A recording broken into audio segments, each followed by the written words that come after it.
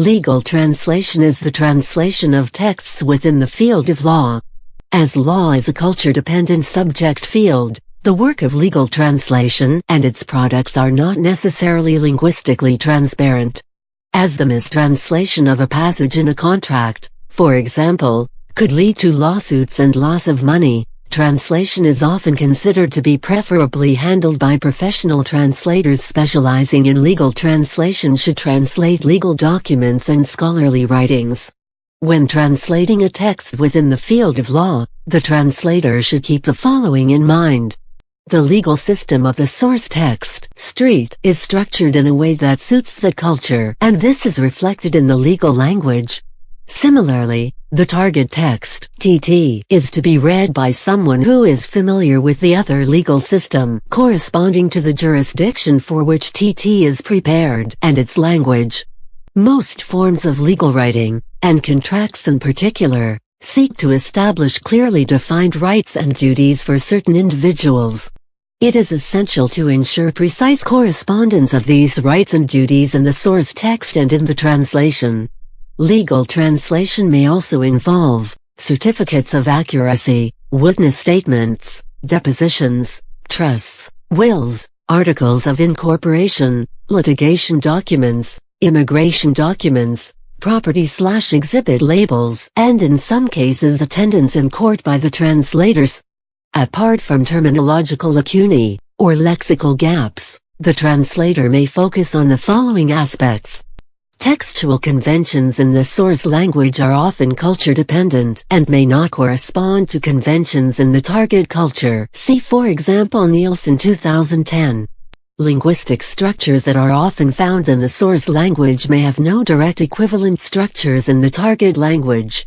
The translator therefore has to be guided by certain standards of linguistic, social and cultural equivalence between the language used in the source text, street, to produce a text, TT, in the target language.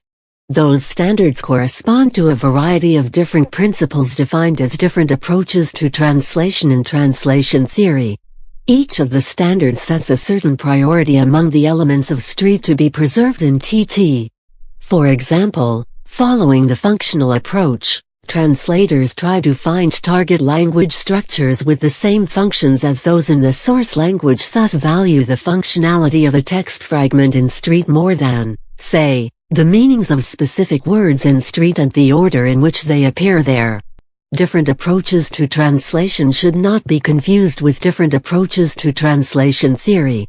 The former are the standards used by translators in their trade, while the latter are just different paradigms used in developing translation theory. There is a confusion between the names of some of the translation standards used in legal practice. Not many lawyers and judges are familiar with the terminology used in translation theory, and they often ask court interpreters and translators to provide verbatim translation. They often view this term as a clear standard of quality that they desire in TT. However, usually it does not mean to provide verbatim translation in the meaning of the standard described in translation theory with which they are not familiar. Their use of this term is based on a layperson's misconception that an accurate translation is achieved simply when the correct words of the target language are substituted for the corresponding words of street. In reality, they just want to have a faithful and fluent translation of street, having no doubt that a good translator will provide it. They do not realize that word-by-word translations could sound as complete nonsense in the target language, and usually have no idea of different professional translation standards. Many translators would probably choose to adhere to the standard that they themselves find more appropriate in a given situation based on their experience rather than to attempt to educate the court personnel.